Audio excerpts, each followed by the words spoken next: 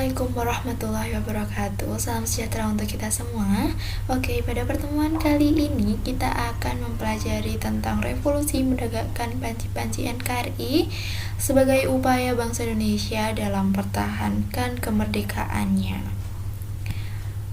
Pada materi kali ini kita akan mempelajari yang pertama yaitu Perjanjian Linggarjati, yang kedua yaitu agresi militer Belanda pertama, dan yang ketiga Perjanjian Renville. Pada materi ini mempunyai tujuan dan siswa diharapkan dapat menganalisis latar belakang dan isi Perjanjian Linggarjati. Yang kedua yaitu menganalisis dan mengevaluasi peristiwa agresi militer pertama. Yang ketiga yaitu menganalisis perundingan Renville sebagai sebuah bencana.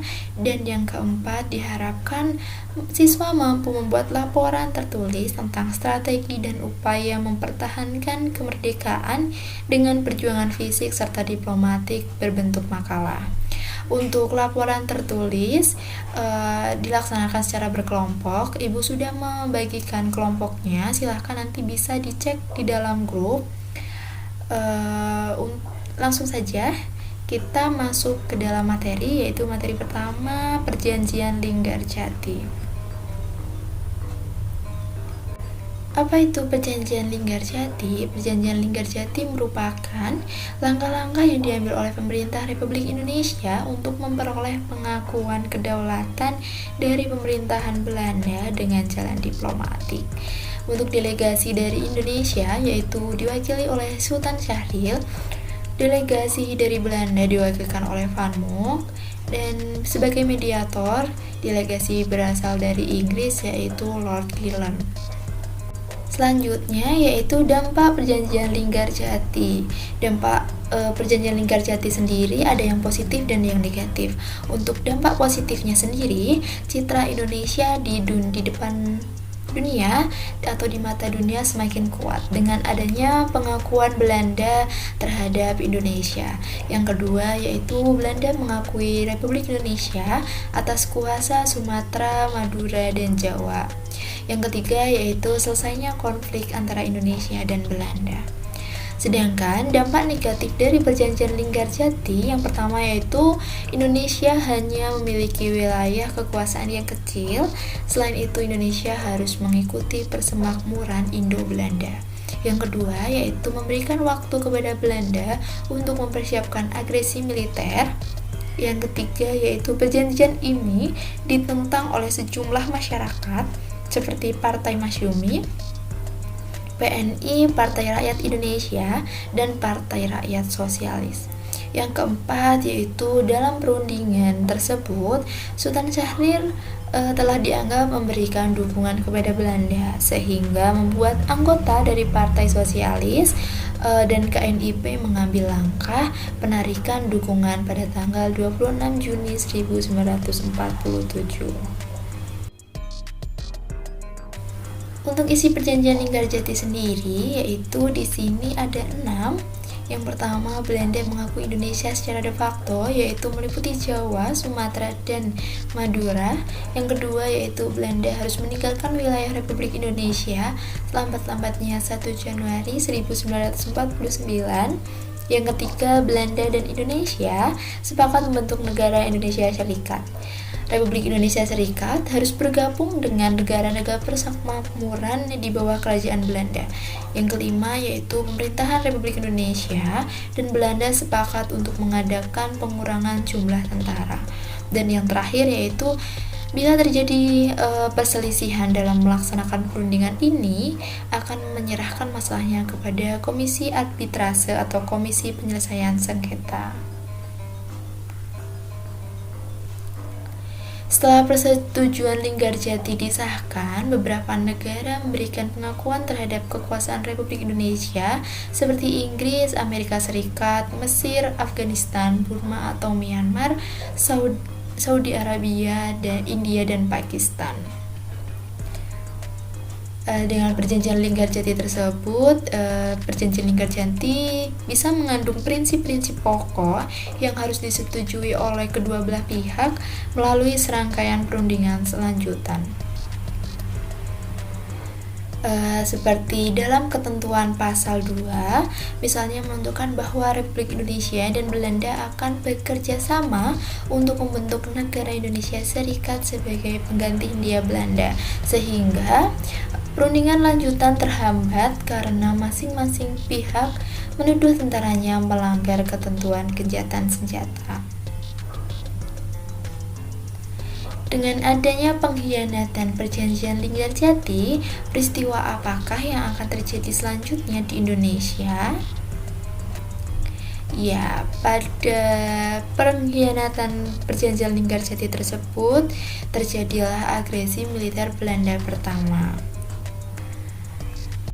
Sebelumnya, untuk memasuki pada materi agresi militer Belanda pertama, apa itu agresi militer Belanda pertama? Agresi militer Belanda pertama yaitu tindakan Belanda yang bertentangan dengan isi perjanjian Linggarjati yang telah disepakati oleh kedua belah pihak. Seperti poster di samping, merupakan urutan kegiatan agresi militer Belanda yang diawali oleh operasi militer setelah Indonesia merdeka, dilanjutkan pada tanggal 20 Juli 1947. Van Mook menyatakan bahwa Belanda sudah tidak terikat pada perjanjian Linggarjati.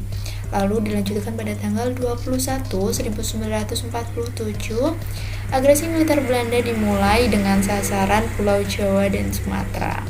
Pada tanggal 1 Agustus 1947, Dewan Keamanan PBB mengeluarkan resolusi untuk menyerukan agar konflik itu dihentikan. Konflik tersebut mengakibatkan pemerintahan Republik Indonesia mengadukan Belanda kepada PBB yang dinilai melanggar perjanjian Linggarjati, sehingga pada tanggal 15 Agustus 1947, Belanda menyatakan akan menerima resolusi Dewan Keamanan PBB untuk menghentikan agresi militernya. Untuk selanjutnya, pada tanggal 1 Agustus 1947, Dewan Keamanan PBB memerintahkan perhentian permusuhan kedua belah pihak dan mulai berlaku sejak tanggal 4 Agustus 1947. Untuk mengawasi gencatan senjata tersebut, Dewan Keamanan PBB membentuk komisi konsuler yang beranggotakan atas para konsul jenderal yang berada di wilayah Indonesia. Komisi konsuler itu diketuai oleh konsul jenderal Amerika Serikat dan beranggotakan konsul jenderal yang berasal dari Cina, Belgia, Prancis, Inggris, dan Australia. Komisi konsuler tersebut diperkuat dengan personil militer Amerika Serikat dan Perancis sebagai peninjau militer, sehingga Komisi konsuler menyatakan bahwa pada tanggal 30 Juli hingga 4 Agustus 1947, pasukan masih mengadakan gerakan militer. Pemerintahan Indonesia menolak garis demokrasi yang dituntut oleh Belanda. Tanggal 3 Agustus 1947, Belanda menerima resolusi Dewan Keamanan PBB dan memerintahkan kepada Van Mook untuk menghentikan tembak-menembak. Pelaksanaan itu dimulai pada malam hari tanggal 4 Agustus 1947 sehingga pada tanggal 14 Agustus 1947 diadakan dan dibuka sidang Dewan Keamanan PBB.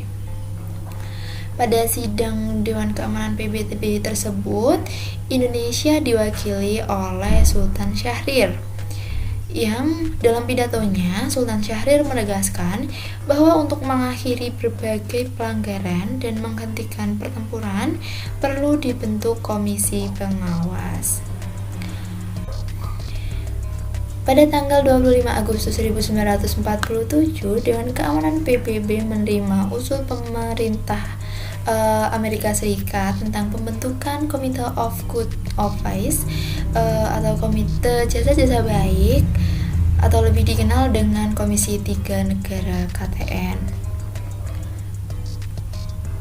Belanda menunjuk Belgia sebagai wakilnya dan Indonesia menunjuk Australia sebagai wakilnya. Sedangkan Belanda dan Indonesia menunjuk Amerika Serikat untuk salah satu anggota Komisi 3 negara tersebut. Sehingga komisi resmi terbentuk pada tanggal 18 September 1947.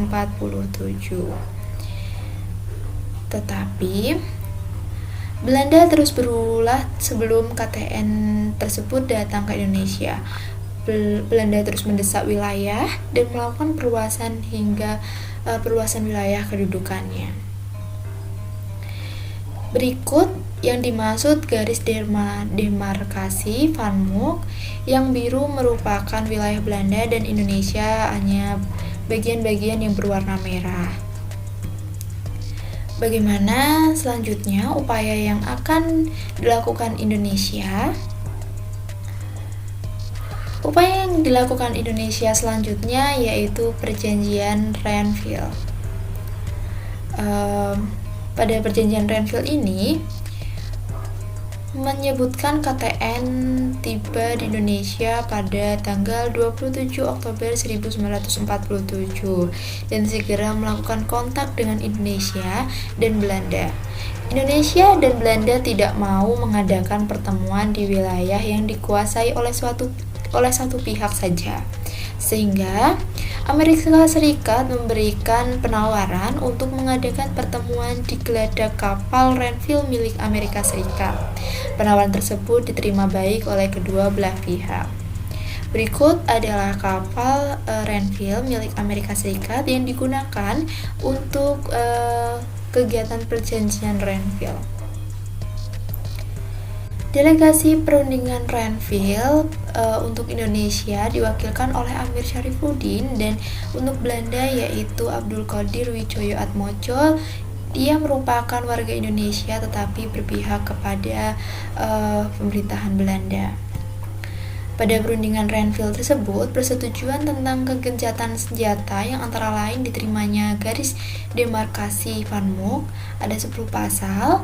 Lalu yang kedua, dasar-dasar politik Renville yang berisi tentang kesediaan kedua pihak untuk menyelesaikan pertikaiannya dengan cara damai.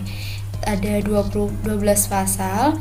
Lalu yang ketiga yaitu 6 pasal tambahan yang berada di tangan Belanda selama masa peralihan sampai penyerahan kedaulatan. Dengan adanya perundingan Renville dan isi dari perundingan Renville itu sendiri mengakibatkan tantangan sehingga muncul mosi tidak percaya terhadap kabinet Amir Syarifuddin. Sehingga pada tanggal 23 Januari 1948, Amir Syarifuddin menyerahkan kembali mandatnya kepada Presiden. Dengan demikian, Perjanjian Renville menimbulkan permasalahan atau bencana baru, yaitu pembentukan pemerintahan peralihan yang tidak sesuai dengan yang terdapat dalam Perjanjian Linggarjati. Untuk materi lainnya berkaitan dengan Perjanjian Linggarjati, agresi militer Belanda pertama dan Perjanjian Renville, anak-anak dapat mengakses scan barcode di layar tampilan. Silahkan jika sudah di-scan menggunakan aplikasi, nanti akan muncul seperti ini. Untuk pembuatan makalahnya, silahkan menggunakan artikel-artikel yang tersedia di dalam internet dan nanti dikumpulkan dalam bentuk Google Drive. Selanjutnya yaitu kuis. Silahkan untuk anak-anak mencatat atau bisa menangkap layar untuk mengerjakan kuis tersebut. Kuis tersebut Ibu tunggu 15 menit kemudian, silahkan dikerjakan. Terima kasih, semoga pada pembelajaran kali ini anak-anak dapat menerima secara maksimal apa yang telah Ibu sampaikan. Sekian dari saya, dari Ibu. Wassalamualaikum warahmatullahi wabarakatuh.